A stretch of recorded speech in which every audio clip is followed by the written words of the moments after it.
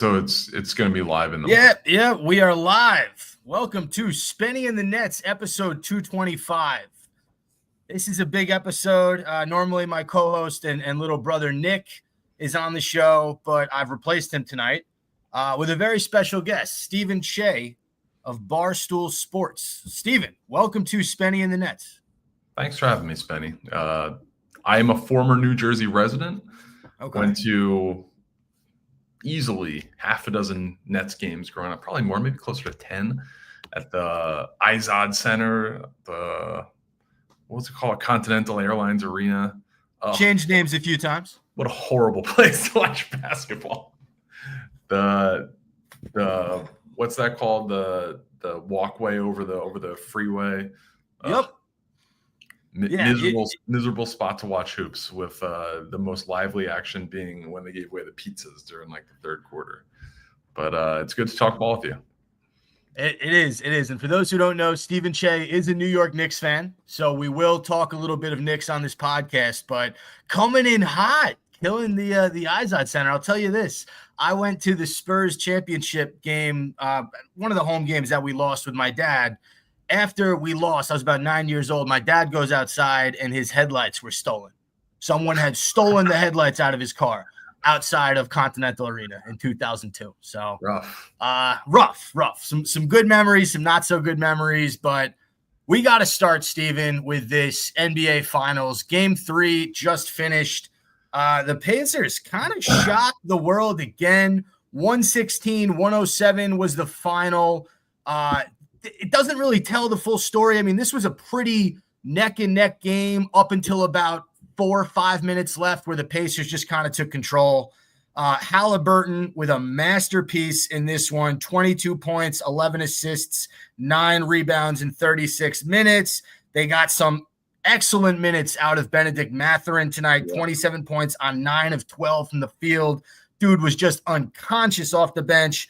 And then the lightning rod, the man, the myth, the legend, TJ McConnell comes in. He gives him 10 points, 5 assists. I don't have his steals in front of me, but he had 2 steals off the inbounds. Like who does that?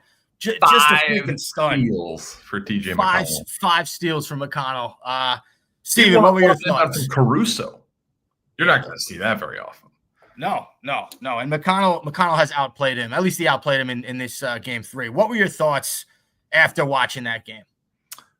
I mean, I don't have the exact number in front of me, but they flashed in the second quarter where it was like bench points, Pacers 19, Thunder 0.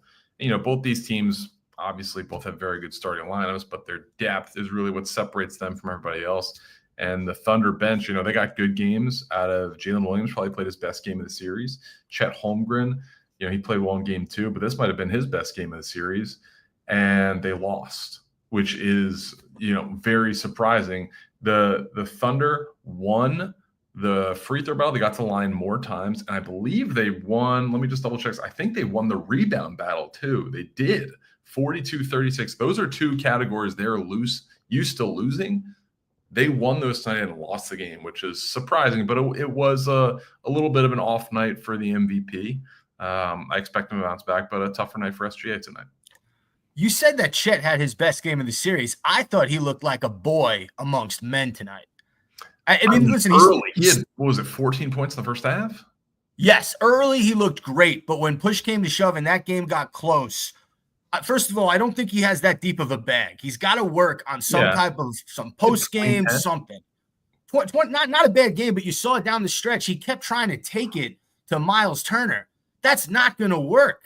You can't just try to take a grown man to the basket when you're a 23, 24-year-old kid. That was bothering me. I wish he was a little bit more, what's the word I'm looking for? Just clever with his offensive game in that fourth quarter. It was just very, very boring. I didn't think he played well. And then, you mentioned an off night from the MVP. SGA was exhausted, Steven. He was freaking gassed at the end. The Pacers played 42 minutes, 24, 8 and 4, 9 of 20 from the field, a -3. Yeah, I mean, not a great game from him. No, not at all. And it just seemed like the Pacers were the more well-conditioned, more poised team down the stretch in this one. That was what I noticed. So right off the bat, the first 21 seconds of the game, there were 2 fouls called. And something to me, like SGA, who's normally the most calm, cool, collected guy, even, when they lose, who is it that they lost to? Maybe Denver, where he's walking off and he's just like smiling.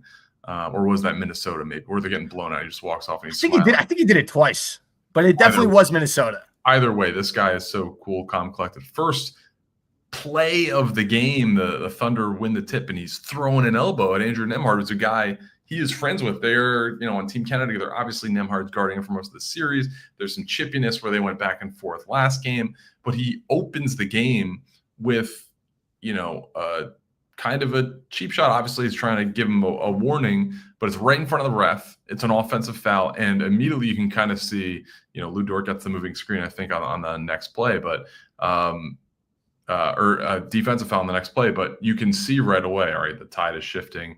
Is SGA a little bit rattled? And, it showed a little bit tonight. I wouldn't say he was, completely thrown off his game, but he had a subpar SGA game for sure.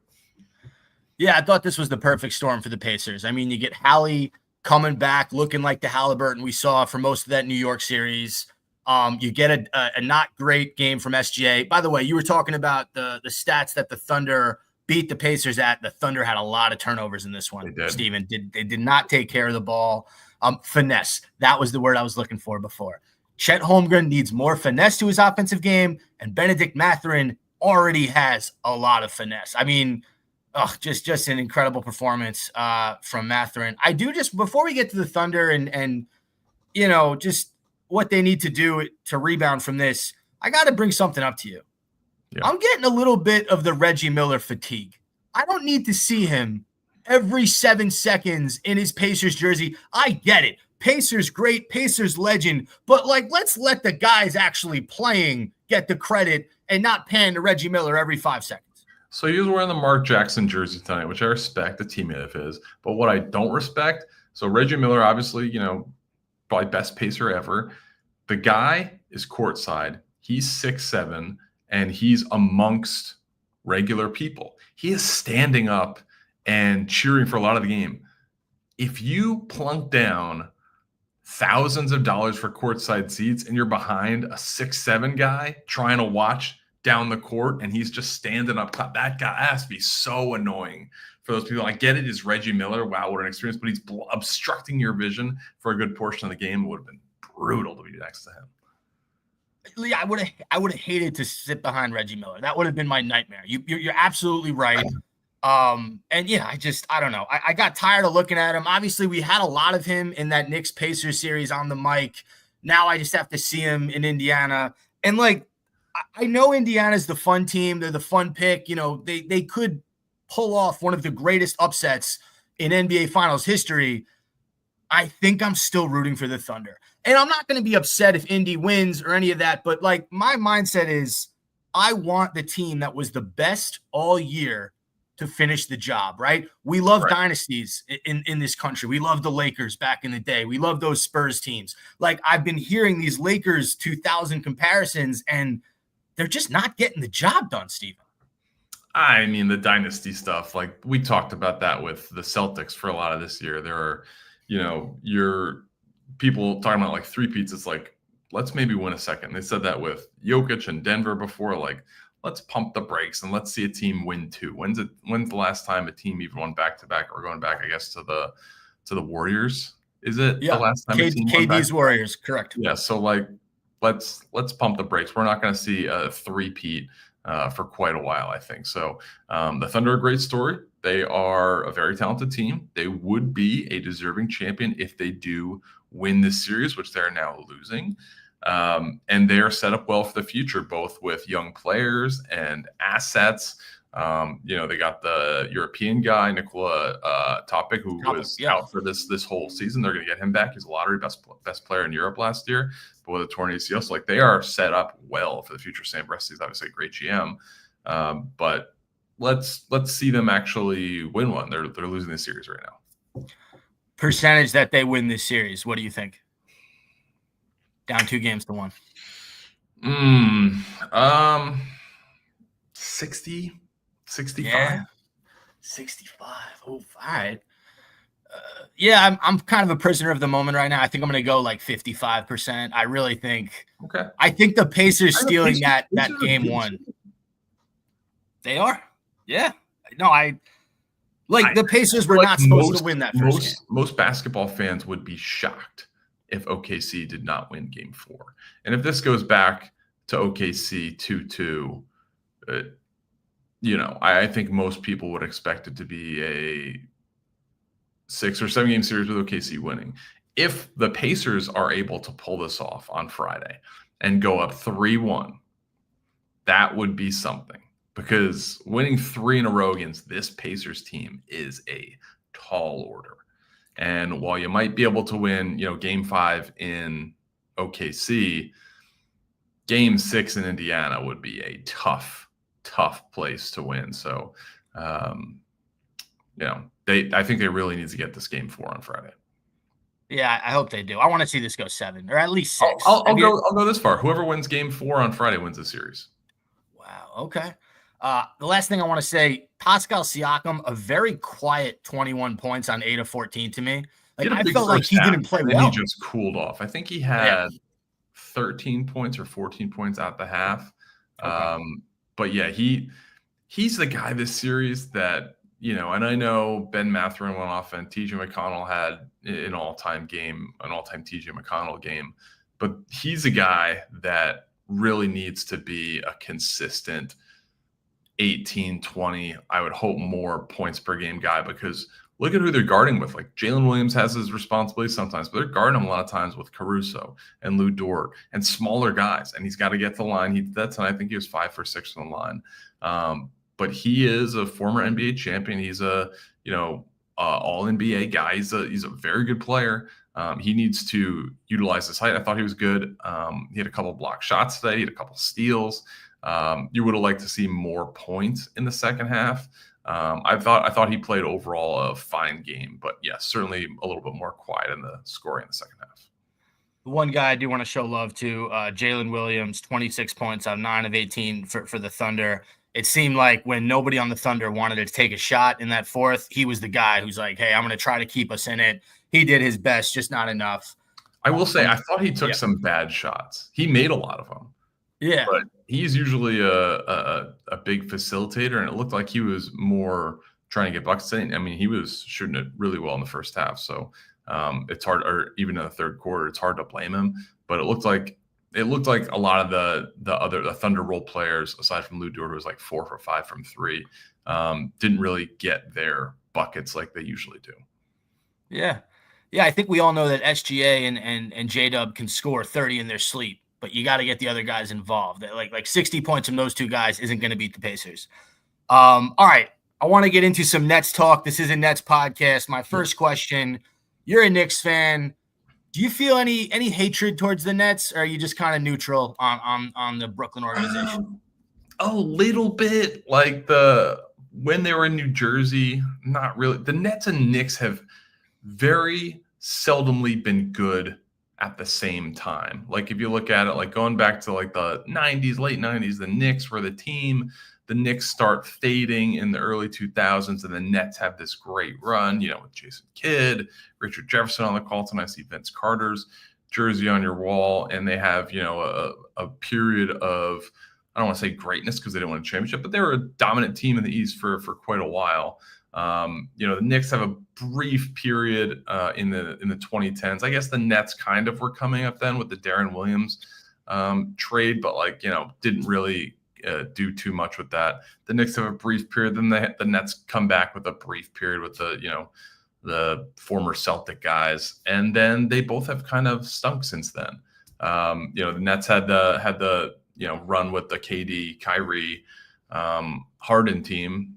That fell toenail short of a finals appearance, but the Knicks haven't really been relevant till like right after that. So it's hard to say it's a rivalry geographically. Yes, I lived in New York for 7 years. I liked going to Barclays when the Knicks were in town. It was always a fun atmosphere, but there hasn't really been we're both good at the same time. We're both competing for the Atlantic Division. We're both competing for, the Eastern Conference crown for a chance to go to the finals. It really hasn't been that. So geographically, it's a rivalry, but I mean, I'm not losing any sleep over the Nets, and I'm sure Nets fans are not really thinking like, how are we going to beat the Knicks? So, I mean, you're obviously a lot of Knicks fans aren't losing sleep over the Nets, but I will say, me and my brother hate the Knicks, and we hate a lot of the Knicks fans. And here's why, Steven. Here's the reasoning. We got to hear constantly that, and this is kind of since they moved to Brooklyn. Like when the Nets were in Jersey, different story, right? Yep. But a lot of my friends growing up, their parents came from New York to New Jersey. They were Knicks fans. I was actually one of the only Nets fans out of my friends in New Jersey. I grew up in Bergen County, but the Nets have always been, since moving to Brooklyn and pretty much in Jersey too, they've always been little brother. And we always have to hear New York is a Knicks town. You're the little brother and no one really gives a shit about you. And for a while that was true. Right? Like right after those Darren Williams, Pierce Garnett years, for a few years, the Nets were a joke. And it was even like the bad Knicks were more popular than the bad Nets. Let's just put that out there, right? Like people could watch Alexei Shved and Alonzo Trier and all these Knicks guys on crap teams, and they'd still get hyped. It's still the Garden, whatever. Fine. Then the Nets get KD and Kyrie, and they choose to go to Brooklyn over the Knicks. Over the Knicks. And all of a sudden, Nets fans are like, oh, maybe we can somehow win a championship and we can hold that over the Knicks. And it is a Knicks city. And we understand that we'll always be little brother. But if we can win this championship, well, what happens? The Nets completely implode. They lose the big three. They're in the dungeon of the NBA again. And all of a sudden the Knicks, who basically had to settle for Jalen Brunson at the time, become a powerhouse in the East and 2 games away from a championship. So for me, if the Knicks won a championship appearance, correct. If the Knicks won a championship, Nets fans would have absolutely nothing to say. Now, the one thing we can say, and you brought it up, well, we went to the finals in 01 and 02 and 03. Okay, great. That's the one thing we can hold over you guys. Both, or did they win 1 against the Lakers? They were swept by the Lakers, and they won 2 against the Spurs. Oh, they won 2 against the Spurs. Okay. 2 against the Spurs. And we won 6. But my point is this, like if the Knicks were to ever win a championship with this current team, we would never have any trash to talk unless we won more than the Knicks. And that's it. So that kind of is the epitome of me and my brother's hatred towards the Knicks. Does that make sense? Yeah, for sure. I mean, New York is a 2-sport town with everything. You have, the Yankees and the Mets, and they've both had individual success. Obviously, the Yankees much more than the Mets. The Jets and Giants. The Jets had, a brief glory period basically with, Rex Ryan and Mark Sanchez and getting to the, AFC Championship game, beating Testaverde took them in the late 90s. They've had some periods of greatness, not crazy dissimilar from the Nets, but the Giants obviously are the blue blood franchise, et cetera. But the Jets have been around forever and have an established fan base. Even though the Rangers and Islanders have clear territories with Long Island, New York City, but the Knicks, because the Nets have been in Jersey, and I think it would have been hard for Brooklyn natives and people growing up in Brooklyn to identify with the New Jersey Nets when they lived in Brooklyn, and it's a Knicks city. Like, it is a Knicks city. It has been a Knicks city. It has been forever. And then you guys move. So I think for it to really become a rivalry and like a turf war, I think those people that grew up with, and we're talking about probably, teenagers now or, college kids now, grew up with the Nets being the show in Brooklyn, and, they were good. So, during the KD years, so hopefully those fans hang on, then you can maybe start to establish a fan base. But it's really tough because the Nets are in their infancy really in Brooklyn. They moved in 2010? Around then. Yeah, I get confused because they played in Newark for a year or two at the Prudential Center before they moved. So I think it was maybe 2009, 2010, around then. Yeah. I remember the melodrama where they put up the mock drawings of the blueprint of the new stadium as a way to entice them. But I would like it to be a rivalry. It's right. It's not. I look at like Boston and like Philly as the rivals. Like, oh, we're playing Brooklyn tonight. Oh, I guess like kind of a home game. Were you super happy that the big three failed in Brooklyn? Like, did that bring you joy knowing that KD and Kyrie chose this franchise over the Knicks? I mean, I didn't like them at the time. Yeah. Right. So, Right. yeah, I mean, it was nice to see, I think everyone, all NBA fans, you kind of, you have your favorite teams, but you kind of root for the guys that are the homegrown guys to pull one out, for this. So, with Giannis on the other side, it's like, all right, this guy's, playing for a small market, doing it not by himself. Obviously, it was a good team, but, he's really the guy. So, right. Yeah, it was nice to see them not succeed. All right. Next question. What do you think? I do kind of like Kyrie. Okay. All right. That's fair. He's a Jersey. Again, I grew up in Jersey. He's a Jersey guy. He's, one of the most exciting players to watch. I've never liked Durant. James Harden, not necessarily for me. But, out of the big three, I rank Kyrie last in terms of like I fucking can't stand him. He did some shit. Never happens. Probably you have a different point of view. It's the pandemic. It's this the shit, the Twitter shit that he did. He did a lot of shit when he was here that rubbed me the wrong way. And then after everything, he demands a trade. Like the Nets are the problem. Yeah, no, that rubbed me the wrong way. Yeah, Harden's number 2 in my dislike, and then I would say KD I like the most because it was all hoops with KD while he was here. It really wasn't bullshit. Yeah, the trade request shit like that, but like when push comes to shove, Harden dogged it the last week or two he was with the Nets because he wanted to go to Philly. Kyrie, like at the worst possible moment, asked out to go to Dallas. KD stayed with it until it was just like, hey man, I don't want to play with a bunch of Joe Schmoes out here, trade me somewhere. And Sean Marks obliged. Speaking of Sean Marks, my next question, what do you think of Sean Marks as a general manager overall? I mean, I know you sent me the topics pre-recording today, so I did, go back and look through like the archive of him because overall, Brooklyn right now is not a crazy threat to contend, but they do have a treasure trove of assets. A lot of it thanks to the Knicks, a lot of it thanks to the Suns from those deals. But looking back through his deals, he's made a lot of savvy wheeling and dealings. They're not in a position right now to, contend, but they are set up well. They're not in cap trouble. They're well below the salary cap. They don't have like crazy bad contracts. He's turned over Spencer Dinwiddie so many times. Which is hilarious. I think is it 3 appearances? He's 3 separate appearances he's had on the Nets, or is it 2? But I think it's 2. He's been extended a couple of times, yes. Yeah. But I think he's a good GM. I think the Durant trade to Phoenix was incredible. When you look at that haul for what he got. Not only getting the picks, but he gets Cam Johnson, who's turned into a valuable asset with a solid contract, who, Mikal Bridges, who you snowball into way more picks. I think he's done a really good job. Also, like he drafted, some decent players, Nick Claxton, Jared Allen for like where they were drafted. He drafted Nickeil Alexander-Walker. So he's had a solid run, in my opinion. I didn't look too closely on like guys he missed on the draft or guys that were taken later. Do you have a big gripe with him about that? But I mean, overall, I think from a wheeling and dealings perspective, he's done a good job.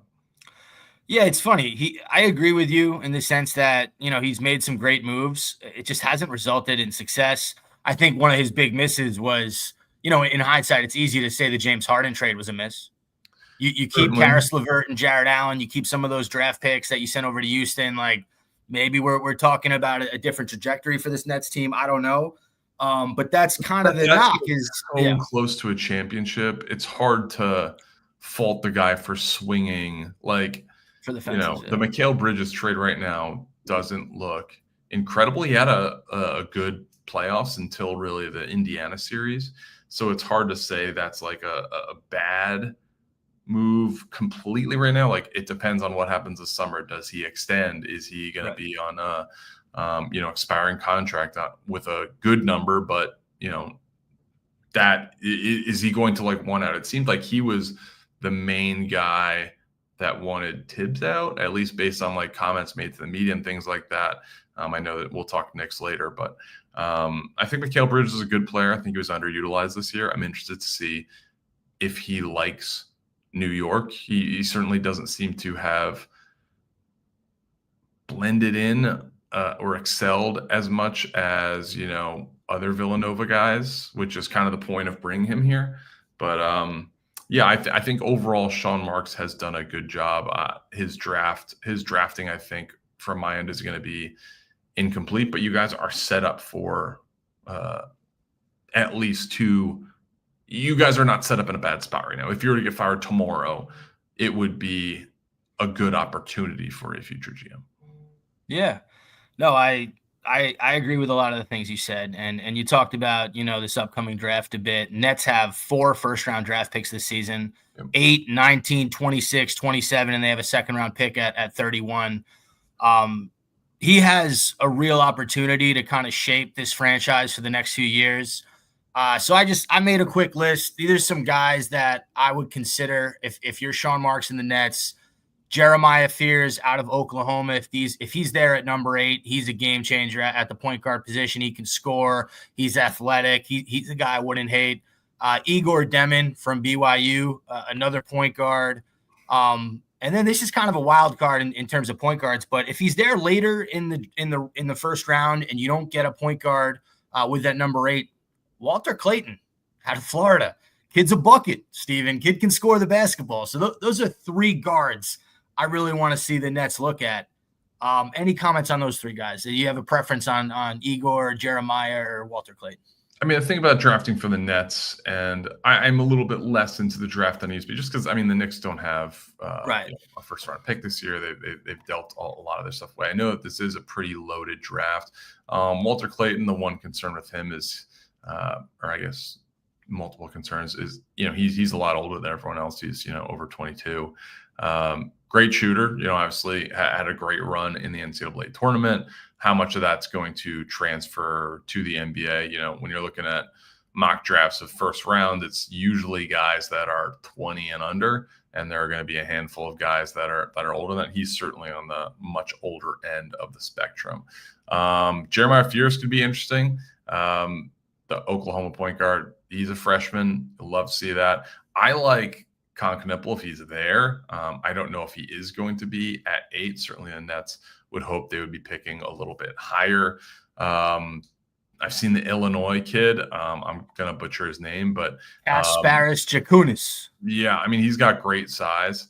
6'6", 205. He's a guy that I could see having a nice future in the league, but there are a lot of these like microwave guys that can really score. And are they going to develop into NBA like bench guys that are kind of microwave guys, or starting 2 guards that can really fill it up, or are they going to really take that next step? I think it's so hard to tell when most of these guys are 18 or 19 years old. If I'm the Nets and if I'm Sean Marks and I'm looking at the Nets roster, there's no one position that I'm like, we don't really need to take that. We're set there. So I think you can look at that 2 ways. You can look at that and be like, well, we can just take the best player available, or you can look at that as like, crap, like we don't really have a building block right now. So you really need these picks to start hitting, because now you're starting to get these premium picks. 8th pick in a pretty good draft class is a good pick. So make it count. I've seen the Knicks squander this so many times with, Jordan Hill, Frank Ntilikina, Kevin Knox, who I loved. It's tough. If you hit on these guys, you're going to be set up well. If you don't, you're going to be picking the top 10. Yeah, you brought up Knipple. There's a few other forwards. I think so. I agree with you. What I'd like to see the Nets do is take Cam Johnson and move him to get a little bit higher, so they can maybe draft like 8 and 10, 8 and 11. I forget who's in there who might be willing to make a trade with them. But I agree with you. There's not one position where you look at the Nets and you say they're set. So I talked about some of the guards. You mentioned Knipple. Noah Aseng is a raw athlete with experience overseas who has a really high upside. He's someone the Nets can look at. Maluach, the Duke center, he's another guy who, if you're going to trade Nick Claxton and move on from him because his offensive game it's one of the worst, I think, among starting centers in the NBA. He's a guy at Duke. He had a really nice freshman year. I wouldn't hate him. And then the last guy, maybe take a flyer on this guy, Danny Wolf out of Michigan. I remember watching him in the tournament. Right? He's a good player. He can play. He's like legit 7 feet. He's probably like 250. I don't know what his exact measurement is, but he can handle, he can shoot a three. He's more of I know the Nets have Drew Timme. He's a much, much better and bigger Drew Timme, but he has those type of skills where he can dribble it, he can pass it, he can board. He's kind of like I don't want to crush his defense this much, but he's kind of got a game like a Domantas Sabonis, where it's like you can run the dribble handoff stuff with him up top. He can shoot. He's a great passer. He's a guy that, watching the tournament really stood out as a guy that has those type of tools that can translate to the NBA right away. Hell yeah. I'm amped. I'm amped. You like that last one with Danny Wolf. Here are just some names I don't want. Then we're going to get to Knicks talk. I don't really want Carter Bryant. I haven't seen too much on him that I like. I don't want Colin Murray-Boyles. Defense is overrated on a team that has one offensive player in Cam Thomas. So please draft offense. This one might surprise you. I don't love Derek Queen for the NBA. I don't either. Okay. And he's a guy that has been compared to Sabonis, and I don't see it as much. First off, body weird. He's a just tweener. He just has a weird. He's not like a 7-footer. He can dribble a little bit. He's a little fat for me for a potential NBA prospect. Okay. Who's gonna be like and he had was it a buzzer beater or was it go ahead shot in the last couple It was the buzzer beater. Yeah, I forget who it was, but it was that big tournament win where he had the buzzer beater. Yep. And he's got a lot of promise. He can shoot, he can put on the deck. He's blocked some shots, but he's not a guy that stood out to me. And I'm not going to pretend like I'm watching college basketball all year long, but in the tournaments when it counted, he showed up. Something about his game, I like Danny Wolf a lot better than him. Yeah, something about his game screams college superstar and not NBA all-star. I don't know what it is. It's tough. I know NIL, these guys get paid a lot, but if you have the chance at, whatever it is, 18, 19, 20 years old to set yourself up for life, as opposed to, being on NIL year to year, and who knows, maybe you blow out your knee or, Achilles, something like that, and your career's done. It's hard to fault these guys for going pro, and that's kind of the lottery that is the draft. Not only are, the ping pong balls to assign the order, but, you're taking a chance on guys that, think about your mindset when you're 19 years old. Like if I was going to be what I thought I would be when I was 19 years old, I would not be doing nearly what I'm doing right now. So hopefully these guys have the right headspace and, have the right support system around them and right trainers, et cetera, and, are doing the right things with their bodies. But, it's hard to tell. Yeah, no, absolutely. Last guy I don't want to take is Nolan Traore, the point guard out of France. And that's honestly only because I have Killian Hayes PTSD. Killian Hayes sucks. Yeah. That's I don't want any of these. Tony Parker's not walking through that door. Yeah. All right, let's get this. France, a low-key basketball factory now, though. They are. I mean, they are. They produce some guys. You got Wemby. You got Batum's France, right? Yes. Yeah, they got some guys. I don't want Traore. I haven't watched too much on him. I'd rather like a Jeremiah Fears or Demon or Jakunis from Illinois over Traore. All right, Steven, let's get to some Knicks talk, because as much as the NBA Finals have been fun to watch, social media is consumed with the New York Knicks and this whole coaching ordeal. So shortly after the Knicks lose to the Pacers, Tibbs, it's announced that he is fired and let go. And I think a lot of Knicks fans thought that they'd just hire a head coach pretty quickly.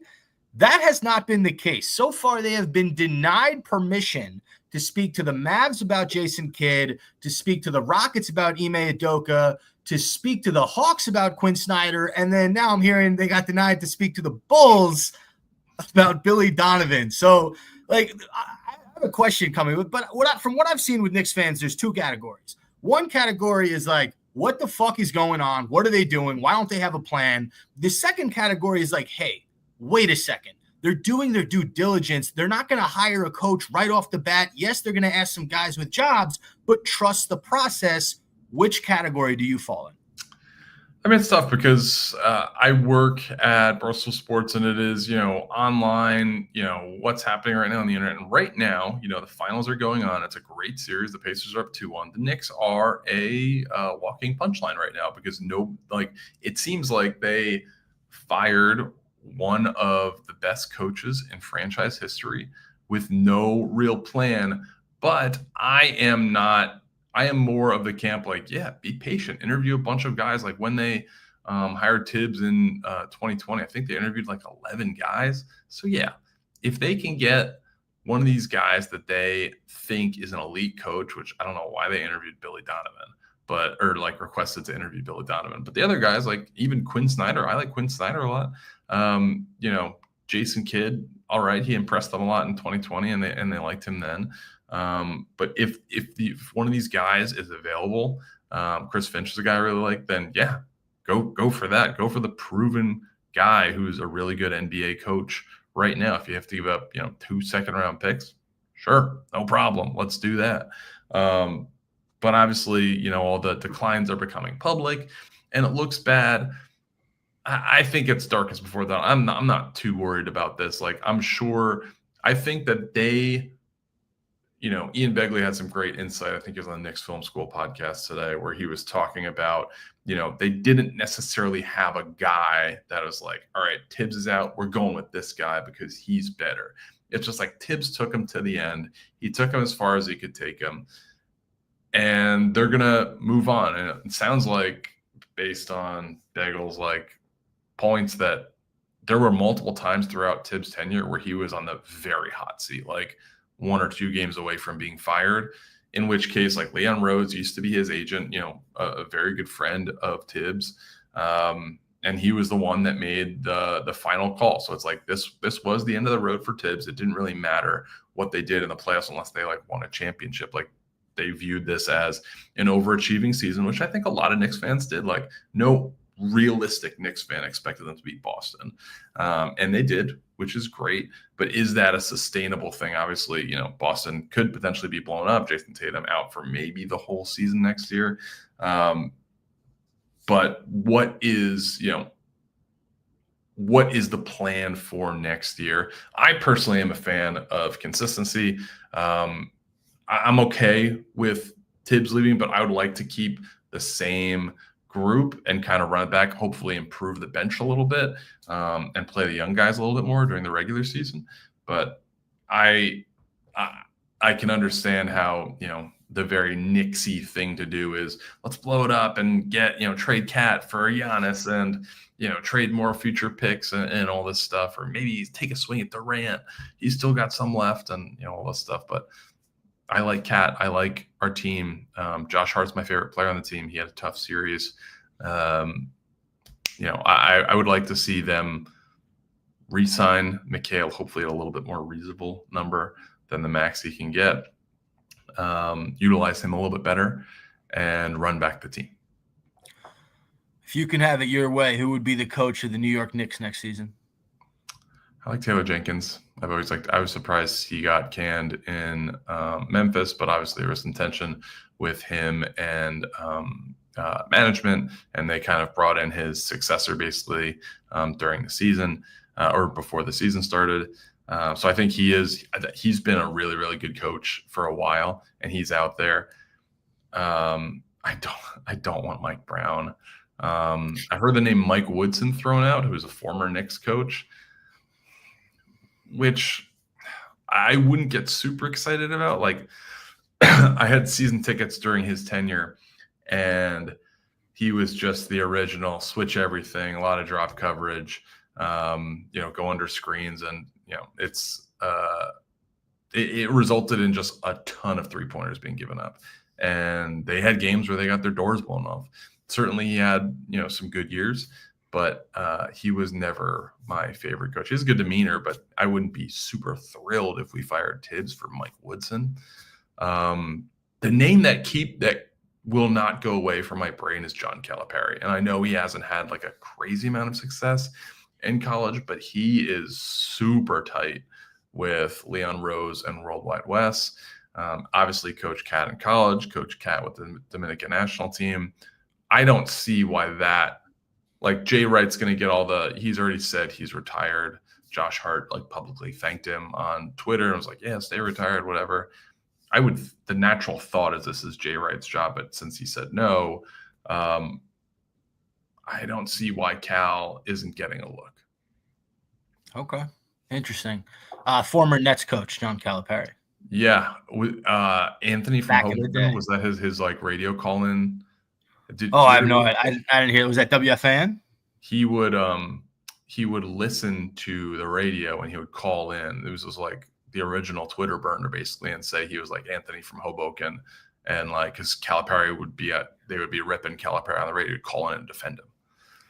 Oh shit, that's crazy. I actually have a funny personal Calipari story I can tell you off air, but he's been around forever. I have multiple stories about Calipari just growing up in this area, knowing. And he's just like I don't want to say he's resurfacing because he's always around the game, but he's been at the NBA Finals, supporting Cheah. He's been at the conference finals. It seems like he's getting paid I think $8 million a year from Arkansas. Do you really want to live in Arkansas? Like if he can get more money to coach the Knicks, a job that I believe he lobbied for this or they were courting him in 2017, but then in 2020, potential to work with Leon Rose and Worldwide Wes, and he kind of shot it down to be like, I'm happy at Kentucky.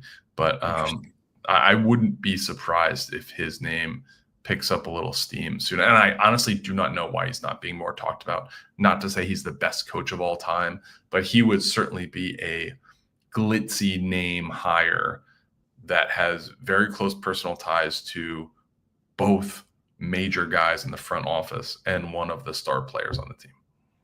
Right. He was Cat's coach at Kentucky. And it'd be an interesting move. I mean, it'd definitely be a pivot from the Jay Wright chatter.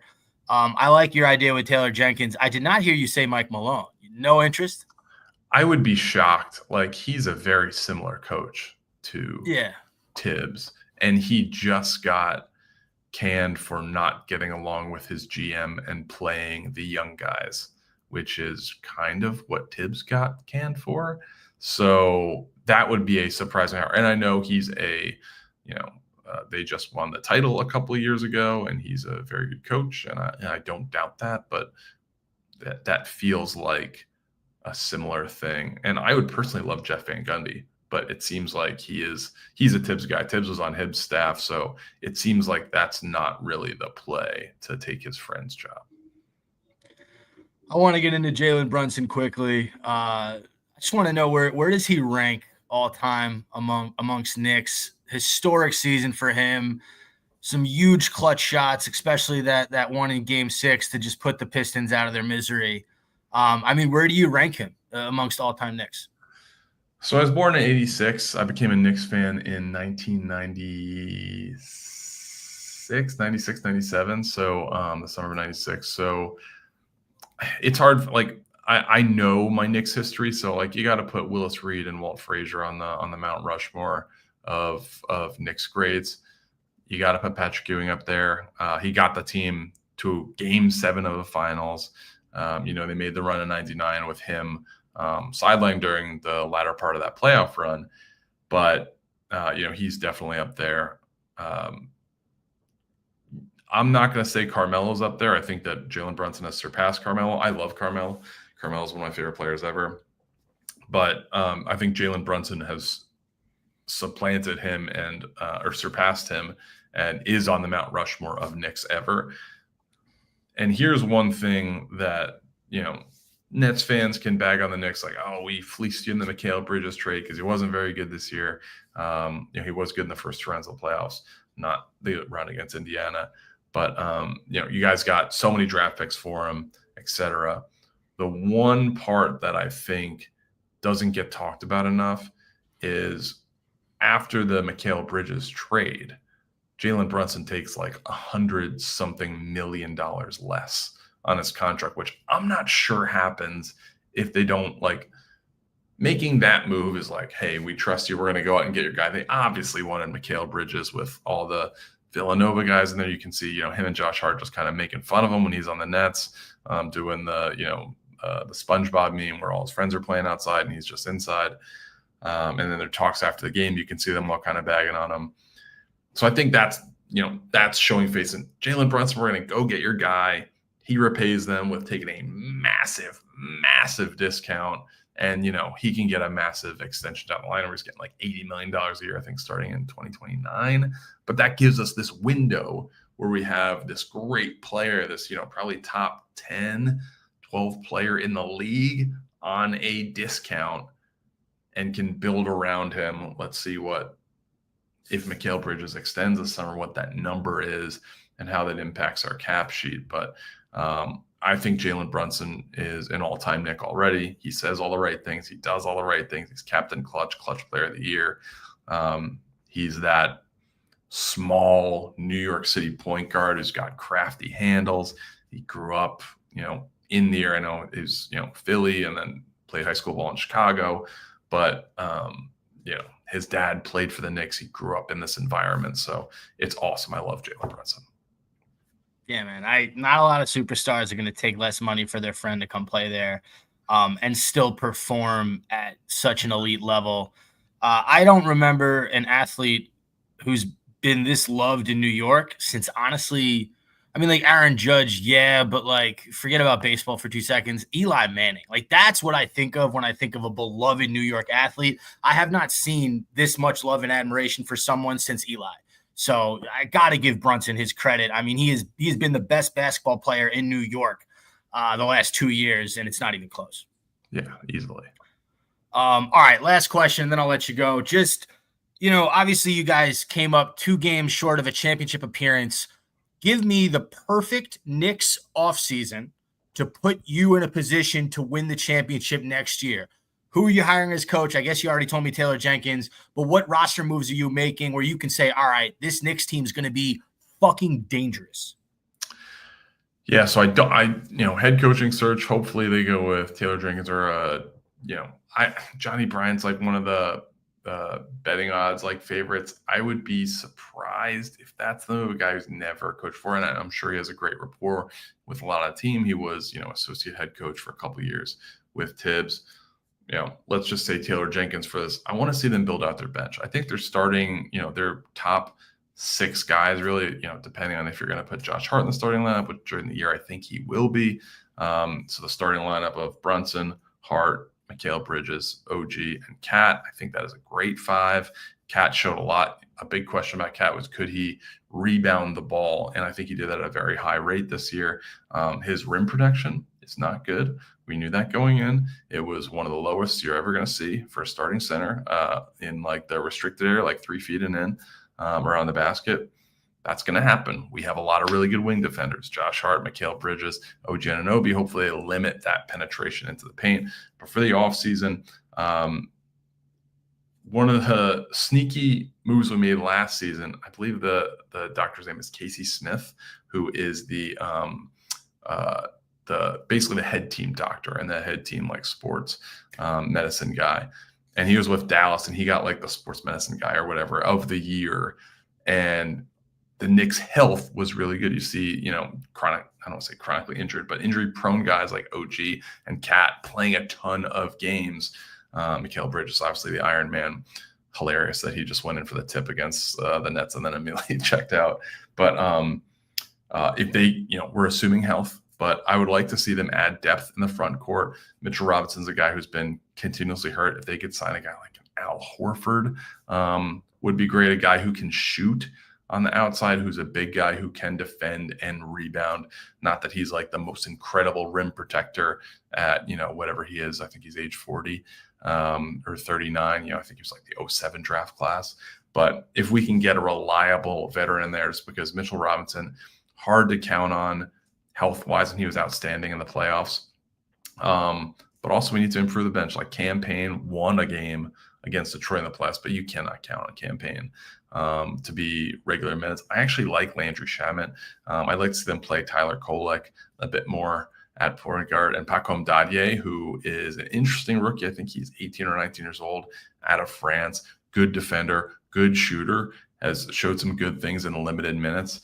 Those are some guys, and DeLon Wright continues to just kind of build up. But you'd like to see some more experienced Landry Shamet type guys who can fill it up. Like you look at the benches today, like Cason Wall starts, but he's generally a guy who comes off the bench. Aaron Wiggins, these guys at OKC can plug in and can just bomb threes and play really good defense. The Knicks need more 3-and-D guys off the bench. I like to see them play, in a post-Tibbs world, play their main guys, especially Mikal Bridges, fewer minutes, like the way that Cleveland did it this year, where they kind of, and Memphis, honestly, where they limit their main guys' minutes to, 32 to 34 and below, is definitely what you'd like to have, not only to preserve the health of your starters, but to get your bench guys more experience, because, you're going to need 10 to 15 minutes from guys like,